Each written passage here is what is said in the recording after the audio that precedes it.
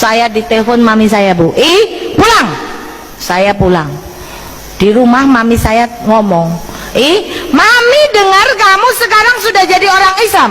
Saya nggak berani jawab, Bu. Karena apa? Aku bukan wedi ditempeleng, meng wedi dicorek teko daftar ahli waris. Wong mbokku soge. Saya nggak berani jawab, cuma cengenges-cengenges.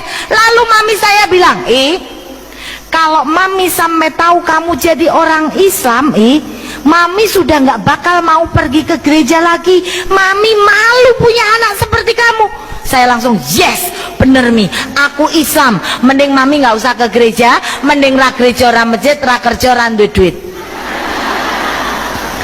Mami saya marah, Bu. Akhirnya mami saya panggil Romo dari Wamena, Bu. Telepon, Romo datang ke rumah saya jam 12 malam, Bu. Kaget saya, loh, Romo ngapain datang ke rumah saya malam-malam?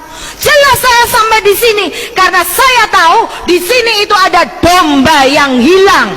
Loh, aku dipadake wedhus. Maaf, Bu, kalau ada kiai, ustadz itu berdakwah, SK kita sebagai umat muslim adalah lakum dinukum waliyadin, la ikraha fiddin. Kita tidak boleh memaksa. Kewajiban kita hanya menyampaikan tentang kebaikan. Nih lo ada agama yang baik. Perkara kamu mau jadi Islam atau bukan, itu urusan hidayah, bukan urusan kita, Bu. Tapi maaf, kalau ada pendeta, pastor, khotbah, SK mereka ada di Matius. Di dalam Matius ada tertulis, pergilah ke seluruh dunia, carilah domba yang sesat dan baptislah dia demi nama Bapa, Putra dan Roh Kudus. Jadi kewajiban untuk membaptis domba yang sesat. Siapa domba yang sesat? Kita-kita yang tidak mengakui Yesus Kristus sebagai Tuhan. Jadi nek ana wong Islam gelem dicekel-cek dilebokke gereja, kuwi tandane wedhus tenanan. Ketika Romo datang, saya bilang sama Romo, loh, kenapa Mo? Saya dengar kamu sekarang sudah tidak cinta Yesus. Oh, Romo salah. Justru karena saya cinta Yesus, saya masuk jadi orang Islam. Saya berdiskusi, debat dengan Romo sampai jam 3 pagi, Bu. Akhirnya Romo kalah debat dengan saya. Dia bilang, kamu itu ndablek. Saya bilang sama Romo, Mo, gini aja, saya nggak ndablek. Besok pagi, Mo, saya akan ke gereja lagi. Plus Romo tak kasih bonus 1 buah mobil BMW anyar Grace. Tapi dengan syarat, temukan di dalam Injil bahwa Yesus Kristus agamanya Katolik. Nggak ada, Bu. Saya bilang sama Romo, sini Mo, saya bawa Injilnya. Saya bisa membuktikan bahwa Yesus Kristus saya agamanya adalah Muslim. Di dalam Injil Markus ada tertulis, ketika di antara para muridnya, Yesus memimpin doa dengan cara Yesus maju sedikit di antara muridnya dan merebahkan tubuhnya ke tanah. Nek Yesus maju sedikit di antara muridnya, itu kan artinya Yesus jadi imam, Bu. Yesus merebahkan tubuhnya ke tanah, artinya Yesus sholat. Iya betul. Saya tanya sama Romo, ini bukti bahwa Yesus adalah Islam. Lah saya tanya lagi, Mo, kenapa di Masjidil Aqsa itu kok untuk rebutan orang Islam sama orang Nasrani? Apa jawab Romo? Jelas, karena nanti pada akhir zaman tabut perjanjian akan terbuka di situ dan Yesus berdoa di situ. Loh, nek Yesus berdoa di Masjidil Aqsa, itu berarti Yesus agamanya apa? Islam. Ini dibantah sama Romo. Romo bilang, ya nggak bisa, di Palestina sana semua bentuk rumah memang seperti masjid. Saya ngomong, lah tapi kenapa namanya Masjidil bukan Gerejadil?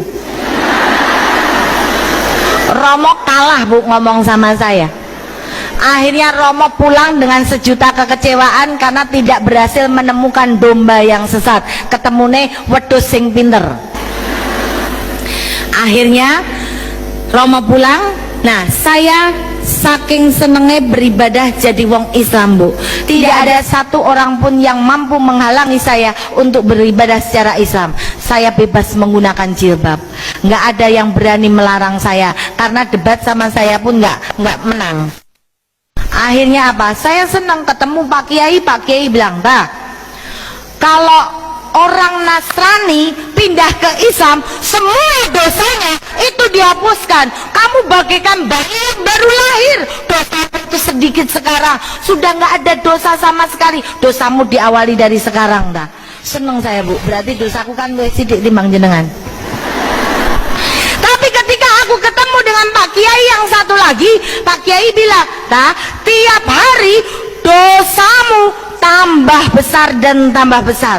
Kok bisa Pak Kiai? Loh jelas, kamu kalau kiku-kikukan malam hari sama suamimu yang belum muslim, itu hukumnya sama dengan zina. Itu dosa besar. Ya aku delek-delek toh Bu. Karena apa? Lah wong aku duwene ya mengkui kok ora oleh. Apa yang saya lakukan Bu? Saya tahajud pada Allah. Ya Allah, kenapa aku dadi wong Islam ki pingin banget ngilangi dosa, neng kok dosaku tambah akeh. Alhamdulillah Bu, suatu saat Allah memberikan petunjuknya pada saya Bu. Suatu saat Allah menunjukkan kepada saya, suami saya berzina, selingkuh dengan pembantu saya Bu. Hah? Kok iso? Wong ayu neng ngono kok bojone selingkuh. Makanya hati-hati bagi ibu-ibu sing ora patek ayu, bapak di rantai mawon. Jadikan bapak-bapak yang takwa tadi, takut istri tua gitu. Akhirnya Bu, ketika saya tahu suami saya selingkuh berzina dengan pembantu saya, sekali saya maafkan, 2 kali saya anggap khilaf, 3 kali saya baru sadar bahwa ini adalah petunjuk dari Allah. Saya harus cerai dari suami saya. Saya minta cerai dari suami saya Bu. Dan akhirnya suami saya bilang, kamu minta cerai sama aku nggak masalah, yang penting anak telu gowo kowe kabeh bondo nggo aku. Saya sepakat Bu. Saya tinggal seluruh harta benda saya hanya membawa 3 orang anak dengan uang 600.000. Saya kontrak di sebuah rumah di daerah Kutoarjo, Purworejo. Akhirnya anak saya pun belum mau jadi orang Islam Bu, mereka mesti menjadi aktivis gereja, tapi saya tetap berdakwah di jalan Islam. Saya tahajud nangis, rasane nelongso temen dadi wong Islam. Kok aku dadi wong Islam kok uripku malah tambah orang genah. Cerai karo bojo, disengit anak-anakku, dinengke wong tuaku, malah gelut karo adik-adikku. Sumpek rasanya Bu. Tapi saya yakin di dalam hati bahwa ketika saya menomorsatukan Allah, insya Allah Allah akan menomorsatukan kepentingan dan kebutuhan kita. Saya tahajud dan tahajud Bu. Alhamdulillah Bu, zamannya Ayu Ting Ting Bu, saya dipertemukan dengan Bujang Ting Ting. Sunat lagi Bu.